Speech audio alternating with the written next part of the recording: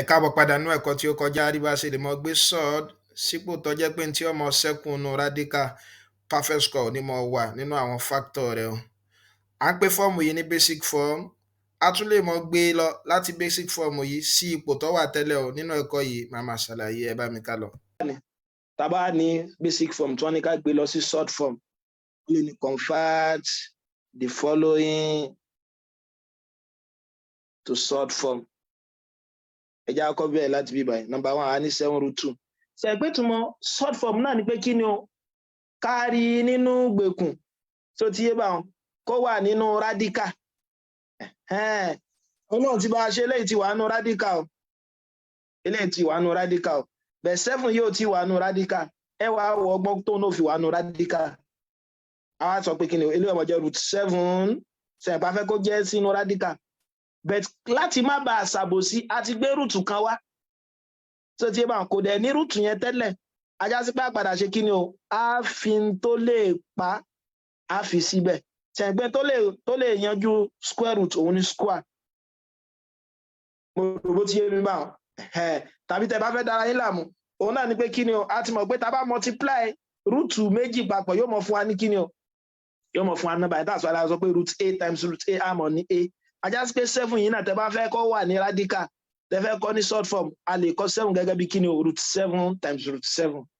that's why la fi ní √7 times √7 by tàbí ká ní √7 square tàbí tẹ bá fẹ́ dá ilé àmúnà náà pé kí ni mo fẹ́ kó ní radical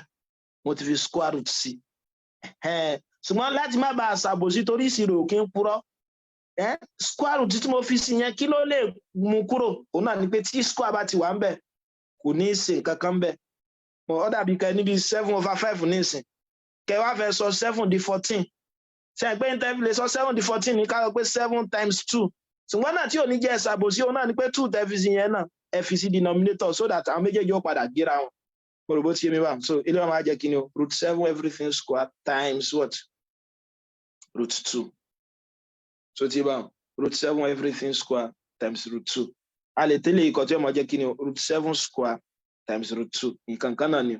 so ti mi wá ilé ọmọ ajẹ́ kí ni √49 times √2 ẹ̀dẹ̀ má gbàgbé kó tó wà kélékélé a lè kó wọn papọ̀ ilé ọmọ ajẹ́ √49 times 2 yóò mọ̀ jẹ́ √98 bóòní tó bá jẹ́ lẹ́yìn nǹkan kápá ní 2√5 nǹkan tẹ̀dẹ̀ fẹ́ gbé lọ báyìí náà láti ṣe yẹn náà kò lè rárá ẹ rí pé ẹ̀sùn eléyìí náà ẹ gbé sínú gbèkùn inú radical rẹ̀ kí ni ọmọ jẹ́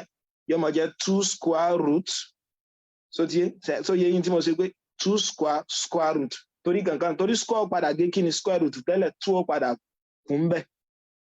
tó ti yẹ pẹ̀ torí pa fẹ́ sọ di radical ẹ ṣe kí ni ẹ sọ ẹ fún square ẹ wá gbé square root yẹn padà then times ẹlẹ́ẹ̀kejì √5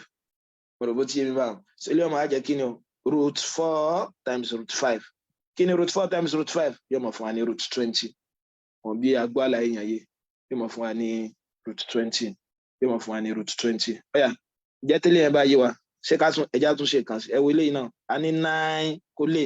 9√2 tẹ bá fẹ́ gbóhùn náà sí short form kí ni ọmọ jẹ́ o eléyìí ẹ kọ́kọ́ sọ òun náà di sword bó lẹ́yìn sọ di sword ẹ kọ́ fún ní square ẹ gbé square root náà sí kó fi dàbí ipa ṣe nǹkan kan then times √2 ẹ máa jẹ́ √81 times √2 àdẹ̀tìmọ̀ pé ọmọ jẹ́ 81 times 2 tí ọmọ á fún wa ní kí ni o 162 so eléyìí wà ní kí ni o eléyìí ní bá ṣe lè àtìmọ̀ bá ṣe lè gbé nọ́mbà lọ sí short form àti mọ̀ bákan náà ẹ̀wẹ̀ bá ṣe lè gbé padà sí basic form bó wà ní tó bá yẹ pé a fẹ́ ro sọ́ọ̀dì papọ̀ àbẹ́ fẹ́ yọ ọ́nkò náà ara wọn kọ́